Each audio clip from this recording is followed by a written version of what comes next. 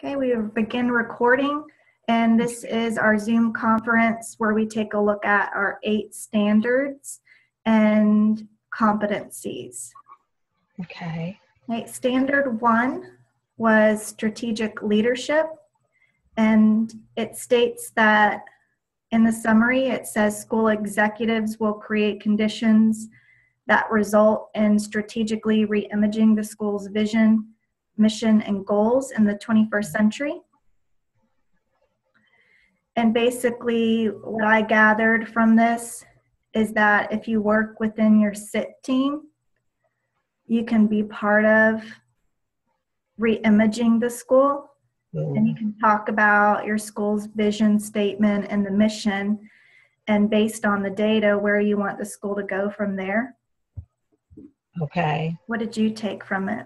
And that's what I said was with your SIT team, because that's how we do it at our school with the SIT team. You can, meet with your SIT team and talk about where your school is going, what are your vision, your mission, and that's how you transform your school into what it needs to be.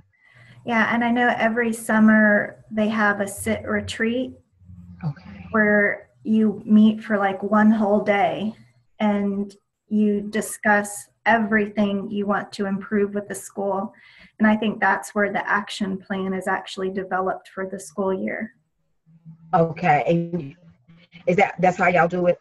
And see, with us, during the summer, our principal, whoever's on that SIT team, our principal meet with them 2 or 3 times during the summer, maybe before school start back. And that's what they work on. They take up, like you said, a day to see what we're going to do and how we're going to move forward. Right. And I think one of the bullets here, it says create processes to distribute leadership throughout our school. Mm-hmm. And I thought one of the ways that I can do that is help working the duty roster. Because I know in middle school, a duty roster has to be created. Okay. Every teacher is responsible for 14 weeks of either a morning or afternoon duty. Okay. And it's kind of a task to create that every year. So maybe I can strengthen this particular one by working on creating that for the school. Okay. And what our principal, like I'm an EC teacher, and we have like 630 students in our school. And then a lot of our students, we have a lot of EC students, but with the EC department, she'll allow us to kind of stick with our duties. We have morning duties and afternoon duties. And she allow us to man that so that we can stay consistent. And I think that's good. And she'll have a lead person. So this year I happen to be that person to make sure that in the mornings when they come in the gym, and then in the afternoons, I go down there and make sure that we're keeping it moving. Okay. Yeah. Are we ready to move on to standard 2? Yes. Okay. Standard 2 is instructional leadership. Mm-hmm. And in the first sentence, it states school executives will set high standards for the professional practice of 21st century instruction and assessment that result in a no-nonsense, accountable environment. Okay. I was trying to look at some of the bullets here. And that's what I was doing. I was looking at the first one where it said focus his or her own and others' attention persistently and publicly on learning and teaching by initiating and guiding conversations about instruction and student learning that are oriented towards high expectation and concrete goals. And I found that you're creating where that you bring your students in and try to facilitate and lay it out where everybody understands, even the parents. Mm-hmm. So focus on that. I think that's really an initiating and guiding the conversation. Yeah. And don't you think like maybe making sure one of the ways that our county holds us accountable is we have to post our standards in our room as teachers. We do. And even have our lesson plans available, posted on the wall for that week. So anybody coming in can look at our standards, look at our lesson plans, and make sure we're kind of following the curriculum. And I think that's good, because then, they don't have to, no one, the people that's coming in or whoever, they can see, okay, everybody's on the same page. You know what I'm saying? You don't have a teacher out there wandering somewhere, because even with our EC, our principal makes sure that we're pulled into everything. We have to have everything everybody else has. And sometimes, you don't find that.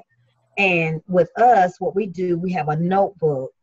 And when they come in, you have the notebook either on your desk, because you really shouldn't be sitting at your desk, but on your desk, and then you have your standards all over your room. So I think that's real good, because then nobody, they don't have to question whether or not you're following the curriculum or not.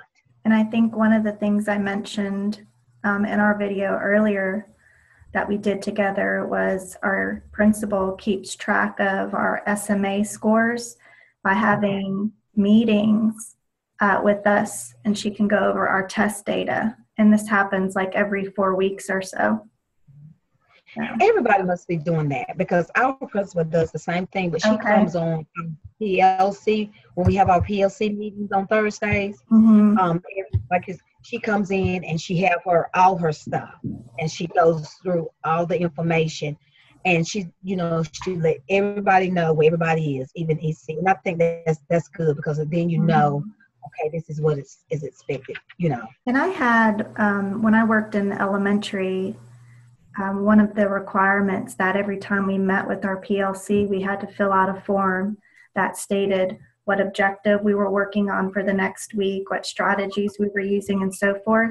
And we had to hand it over to the principal. And I think that was a good accountability measure for her and for us as teachers. So, now, are y'all doing that now too? Now, I work in a middle school now, and that doesn't happen as much. So, but I think it could. It could. And like with us, because we're elementary, and like I said, we're a big school. One time we was sending it to our principal, but now our curriculum coaches handle that, and then they make sure that she gets it and she's able to view that. Right. Yeah. And especially for like your math and your reading, you really want to know what's happening in your school. And I was looking at what we've been working on recently, and I think it kind of goes right along with those good strategies that you can use to hold your teachers accountable for making sure what is in the curriculum is being taught. Right. That's good. Moving on to Standard 3, cultural leadership. It says school executives will understand and act on the understanding of the important role of a school's culture contributes to the exemplary performance of the school.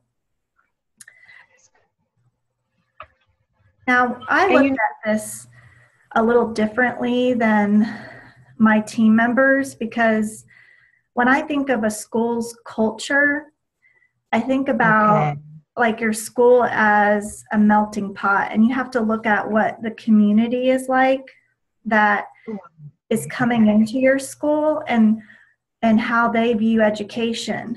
If you have a community of parents that send their students to school because you're babysitting for the day, you want to change that school culture. You want to make people kind of have the same idea about education and its philosophy that I think you do somehow. What do you think that it means as a cultural leadership? Okay, and I'm gonna use for an example where I am, and I wouldn't. The melting pot sounds good because we have so many different cultures that we have in our school. So it is built around the community. You know what I'm saying? And I like how, like with us, how my principal what she does is she talked to all the, she tried to get to all the parents to see where they are, so that we build on that, Mm-hmm. because you need to know, their environment, where they come from.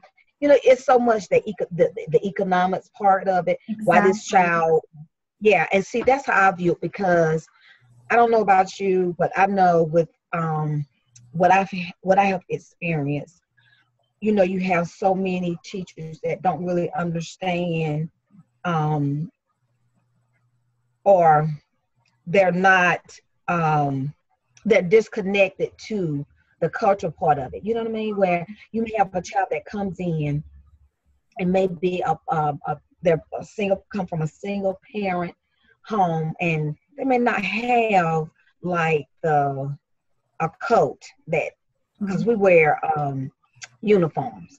So they don't know that, and they're on them about, your coat is red, so you got to take that coat off.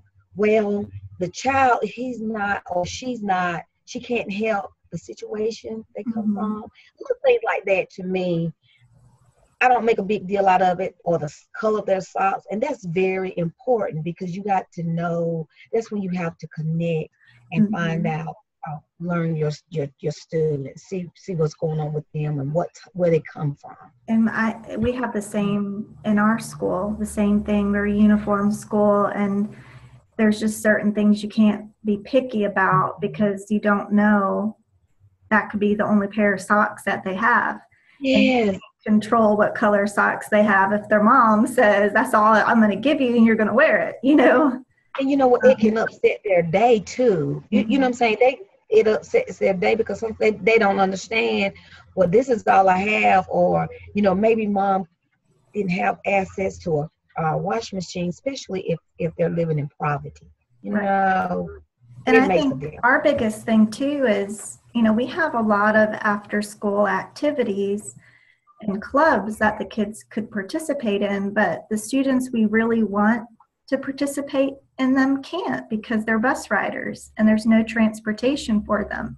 And I feel like that's a disconnect that's happening at our school, because these students need to be involved in school other than just academics. They need to do clubs and art club and beta club and things like that, but they're not able to because they just don't have a way to get home afterwards. They don't have the transportation, and it's hard to fit it in the day, because we got so much that we have to do during the day. And I think my heart is like, and it would keep them from doing street things or being home by themselves. You know what I mean? To parents, Yeah, it's a you need to lot. have Yeah. better things for them.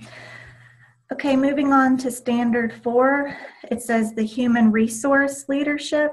School Mm-hmm. executives will ensure that the school is a professional learning community. Mm-hmm. And basically, I look at this as a principal, your job is to make sure you hire good people Mm-hmm. for your staff and for your students. I agree, but sometimes our principal, well, like with our principal, sometimes she'll say, "I need some help."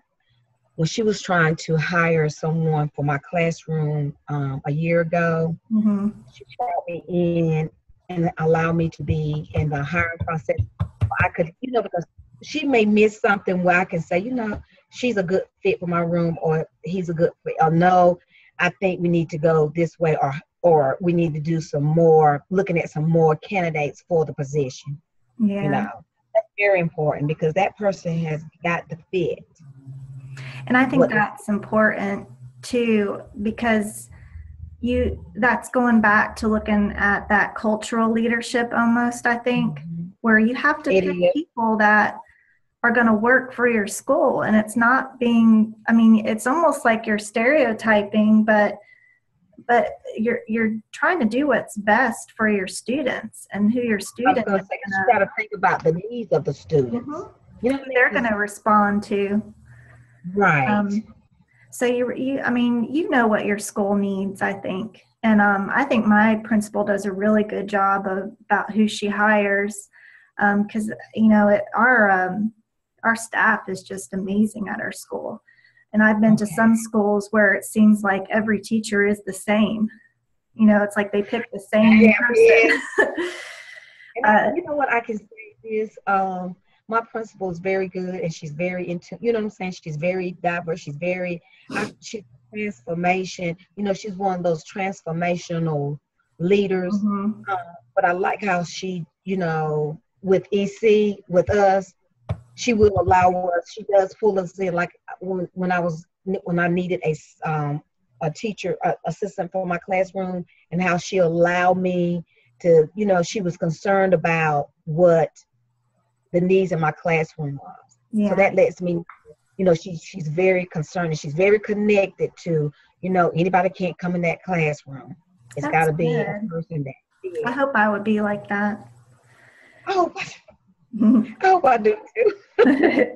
Moving on to standard 5, managerial leadership. So school executives will ensure that the school has processes and systems in place for budgeting, staffing, problem solving, communicating expectations, and scheduling that result in organizing the work routine in the building.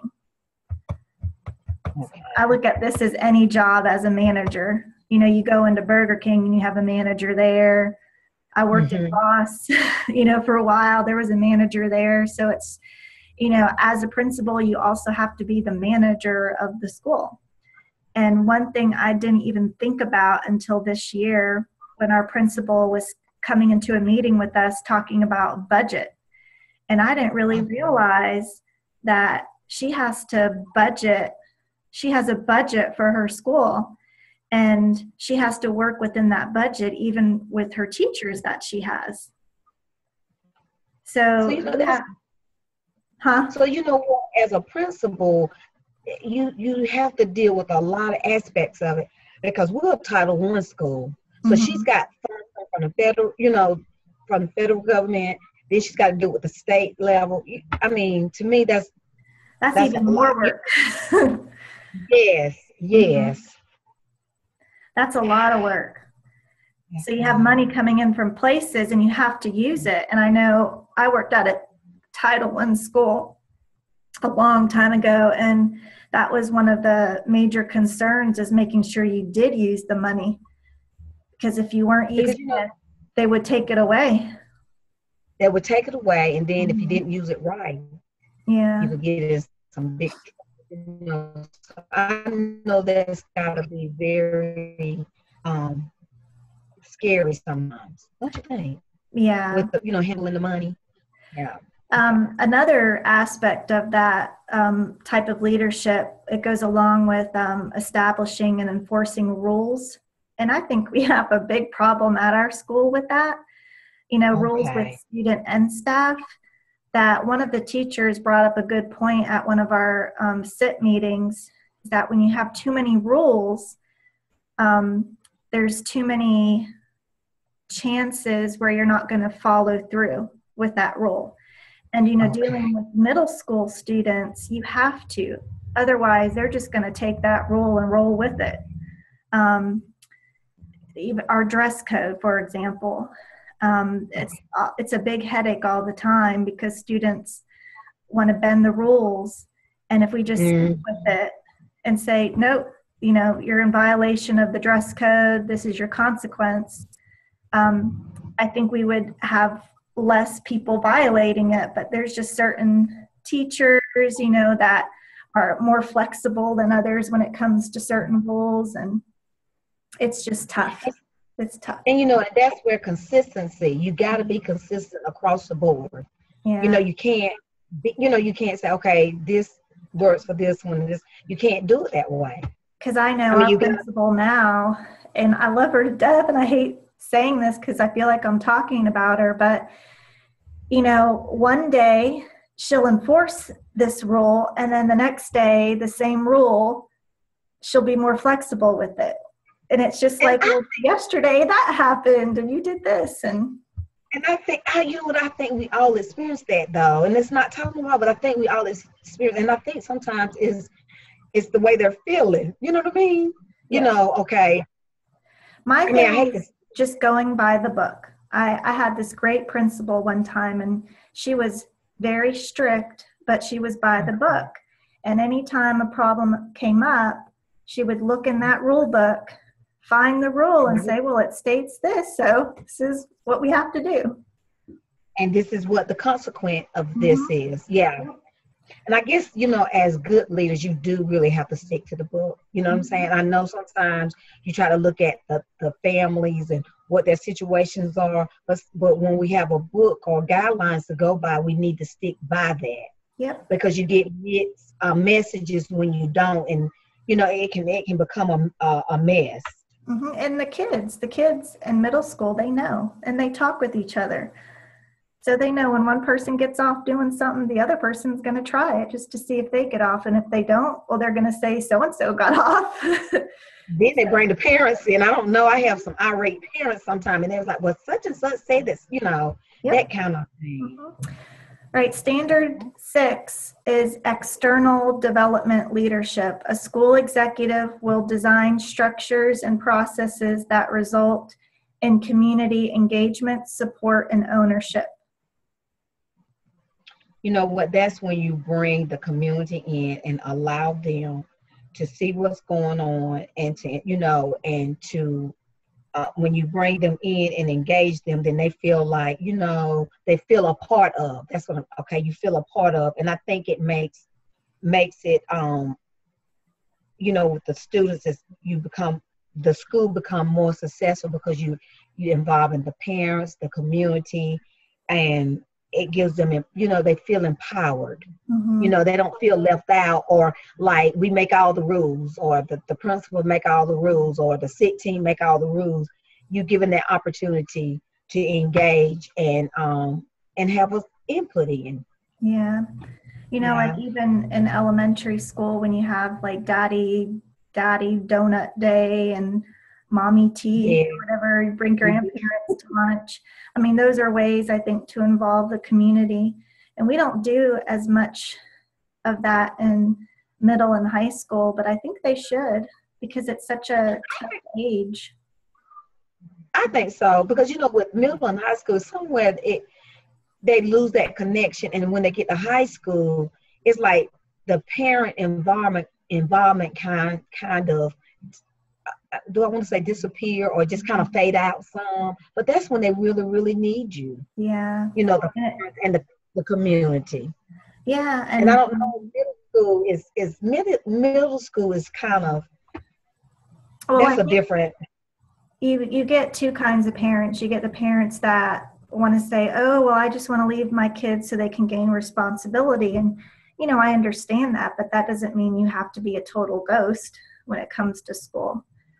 But see, they still need that guidance, though, because I have a middle schooler, and then I have a high schooler. And, my son sometimes think because he's in high school, I don't need to still be involved. But yes, I do. He's a junior. I still got to be visible, but allow him to be responsible. You know what I'm saying? Because one of the principal, real quickly, the principal at the high school was like, it's good to have parents still involved. He said, because it's like when they get to high school, they kind of disappear or they fade out.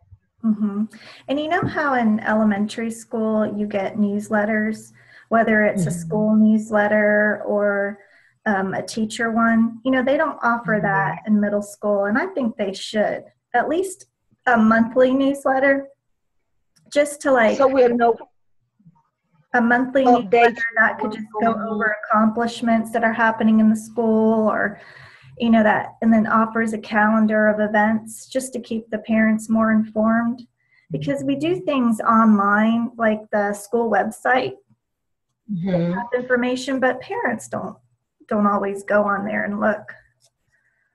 So I know, because even with elementary, we send out a newsletter, every month or whatever, or every 2 weeks.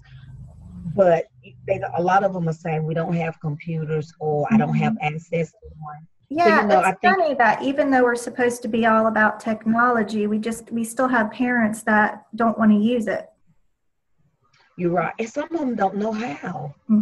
I've got a couple of parents that say, Miss Marino, I don't know how. So when we had technology night, I just gave them a a basic, because I'm not computer suave, but I just gave them a basic of how to get on their email or how to, and it was amazing how they was like, wow, Mhm. you know what I mean? I really Yeah. didn't realize it was people that didn't know, And they don't but even I know had, how to look up their child's grades, and they're already in middle school. So, and and that's, you have to tell them. I mean, you have to show them, and although they forget, but you still have to show them. I still have parents that say, would you make me a copy? Because I don't know how to get in there, you yeah. know? Moving on to standard 7, micro political leadership. And I Okay. think one of our um, websites we had to go to had an article about that, and a Mm-hmm. video, I think, too. But it says the We school did. executive will build systems and relationship that utilize the staff's diversity, encourage constructive ideological conflict in order to leverage staff expertise, power, and influence to realize the school's vision for success. Okay.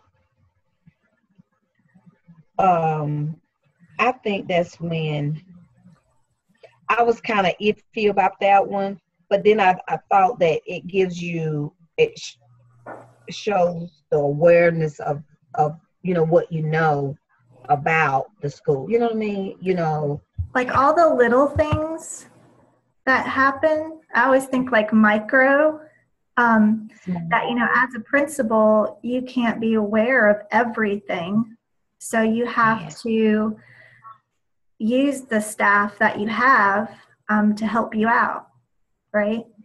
Like I Yeah, that's look at it as, about right. Kind of you know, delegating, right? the school secretary runs the school. True. She knows everything. That's Like true. if the principal's not there, she could run the school, or he. Um, but as a principal, you have teachers and staff members that can take care of those little things. That's what I look at it as. And that's what it is. 'Cause I was kind of like didn't. I was like, I don't know, but you're right. I have to say this because our school secretary know the school, the ins and the Mhm. outs. And when my principal's not there, she does it. But now she's moving to, this is going to be interesting. She's going to the central office and she's training, she's coming in the afternoon to train someone else to take her job. But I'm trying to tell you, she's going to be hard to replace. They always are. That's what happens to us too. It's happened several times. When you get a Okay. new person in, you're like, gosh, I wish the other person was back. I want you back. And it also mentions in the bullets, um, to demonstrate awareness of informal groups and relationships among your school staff, awareness of hidden and potentially discordant issues in the school. So I think it's like, if you like, you need to be aware of your teachers having issue with something. Okay, yeah. You know how like as like say the 5th grade teachers are upset because every year they keep getting first period planning and they're Yeah. tired of it. Yeah. And so you have to be aware of things like that and try to fix them. Um, so I don't know. I guess that's kind of a tough one because It is tough. you have to It be is tough. aware, Yeah. You have to of your be staff. very aware and very connected. And then the last standard is academic achievement leadership. And it says school executives will contribute to the academic success of students. And this has bullets which states does not meet expected growth, meets expected growth, and exceeds expected growth. So I guess it's basically understanding that you're the main person in charge of whether or not your school does well on their achievement tests and so forth. That's true. So you have to, yeah, it's all about that growth or that expected growth. Mm-hmm. We just come out of last year, we had the report card of a D, and our teachers work hard. And I think it was very disappointing for a lot of for the teachers. And, with EC, we expect the growth, but sometimes it don't happen. But this year, the beginning of the year, we just got a good report, and we Mm-hmm. come out of the status, which it was just amazing because our teachers teach hard and they work hard. And it's tough. And I think that's a tough job of your principal because teaching even if you're at a well-performing school, it's a tough job. You know, it's stressful.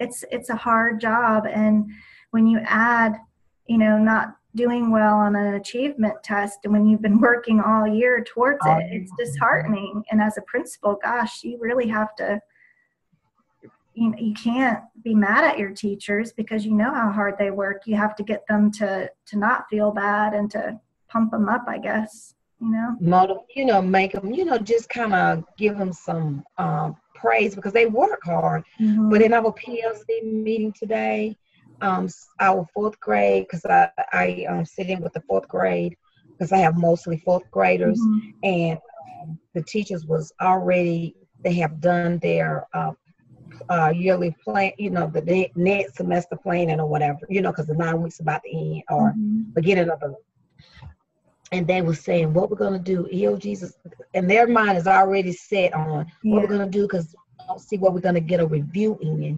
because of the way the curriculum or the way they have the Common Core to make, so that they touch everything. So, and I really felt their pain, but most of my kids are at STEM 1. And, so my lesson plans and the way I do things is a little different because I only have 2 or 3 that would take the regular testing. But the team that I'm on, they allow them to come to them, the 3 that I have, to help them do the review. But they're kind of upset because they was like, when are we going to be able to do a review? Because the way the quarterly planning is going look like they're not going to get a review. And that says a lot for your teachers because they're already thinking, what are we going to do? We need that review. And you can't let your kids see that you're stressed out about it because then they just get more stressed. So there has to be another. But it's hard. Yeah, another way. Because it's hard. Yeah, another way to measure accountability, but it's tough. It is. Yeah. Okay. We want to talk about the competencies.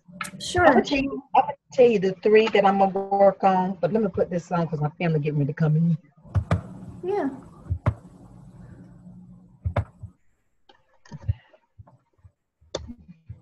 Can you hear me? Yeah. Can you hear me? Mm-hmm. Okay. I'm gonna tell you how do you want to start that? But I'm gonna tell you the 3 that I'm gonna work on for myself. Okay. Was communication, conflict management, and environmental awareness. And how would you work on communication? Because I have that too. Okay, I need to make sure that I'm on communicating clearly, and like the paperwork part of it. Make sure that I'm keeping up with the data part of it. And I don't like to write, but I know that's going to be a big part of what we do. You know what I'm saying? So and communicating as a principal or as a teacher? Now, as a teacher, I think with the communication, I do really, really well. But when I think about going into administration, that's the number one I would have to, because you pull in so many directions. Just watching my principal, so I know that I'm gonna have to really work on that. Yeah. Yeah. How do you feel about that one? What I did was I matched up communication with Standard 2 and Standard 5. Okay. Being an instructional leader. Okay. And then a managerial leadership. And I thought that ways that I could utilize communication would be through email, but also using Google Calendar. Okay. Because you know how Google Calendar, you can send invites. So whenever you're having a meeting, especially a meeting with a parent, you need to make sure you're inviting everyone who is involved in that student. Okay. And that actually gives you some evidence too, because we're always worried about documenting. Yes.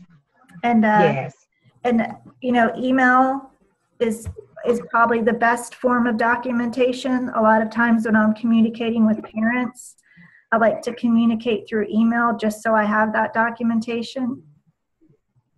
Okay. And I know with me, if I look at with the emails, I'll probably have to, do the emails, but also send a written note home with Yeah. a lot of, you know what I mean?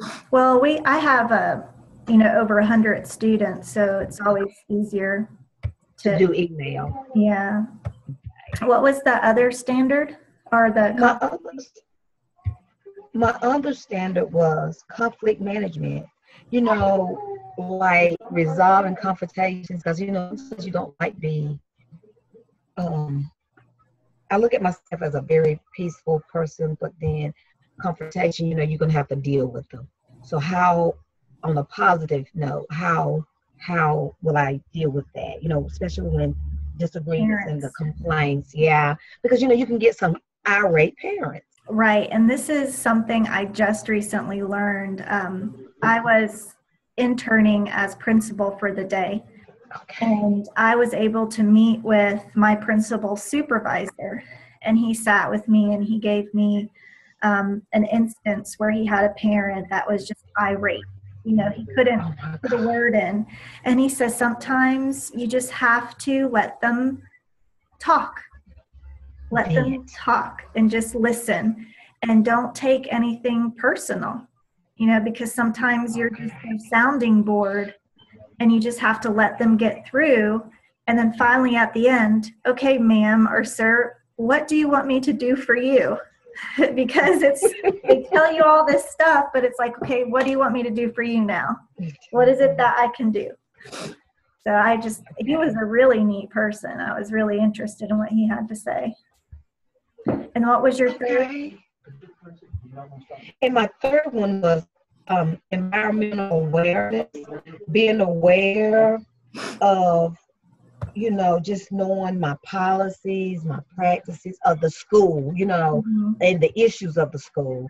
So I'm like, I'll have to be I've got to be aware of, like we was talking, being aware of situations like with my teachers, if I looked at it from an administrative part, when you're teachers, because we're always unhappy, aren't we? Yes. And it's like knowing you can't always please your teachers, but like if they're unhappy, what are they unhappy about? There has to be something that is easily fixable, Yes, but then you know what? Sometimes we bring home to school once you step on the premises, before you get to the door, you got to leave that out there. But sometimes I think, and I'm saying we as teachers, we can't separate. Mm-hmm. You know what I mean? And it can affect your job performance. I've seen it happen. Well, we're only human. Yes. People have to understand that. Parents don't understand that, but I think the best thing a principal can do is just always be on your side. The parent doesn't have to know that, but as long as I feel like my principal is on my side. So, and I don't know if you have to necessarily, as a principal, always, tell your teacher, this is why I'm doing this. Okay. But maybe it might be good, to treat your teachers like not as equals, but to say, look, Stephanie, this parent was upset because they said you did this.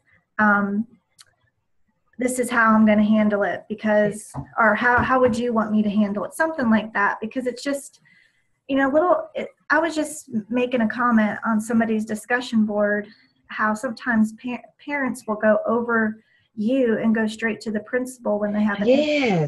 And it could be a simple issue as, they have a missing assignment and I gave them a 0.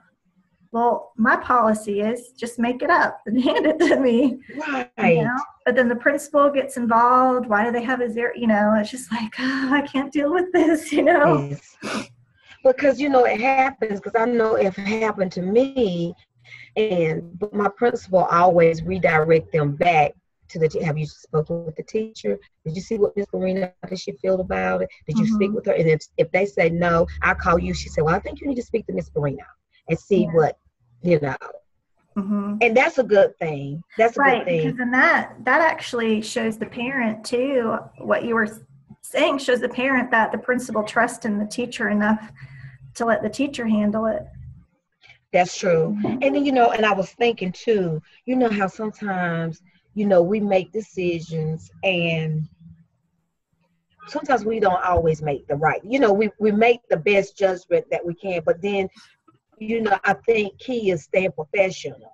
You know what I'm saying? So I know sometimes it may be some days, sometimes I may be having a bad day, but I need to remain professional. And that was another thing. I was like, and that may go back to maybe, I don't know, maybe conflict management. I don't know. But I was like, I have days and I think you need to communicate, maybe I need to deal with this later because right now I'm having some issues myself. And I think we have to be that transparent, but able to remain professional. How do you feel about that? I think that's true. I just think there's some days where you come into work and right away something happens and then something else happens and then a third thing happens, and by that time you're ready to leave the room and cry. Yes. Yes. And so you have to be able to like seek refuge somewhere. Or at my old school that I worked at, I was more comfortable with the staff because I had worked there for so long, and I could easily call up the guidance counselor and say, look, I'm struggling with this particular student. I just can't handle it today. And okay, I'm going to come in and grab them. And any other day I would be fine handling it, but just because those certain things happen. Yes.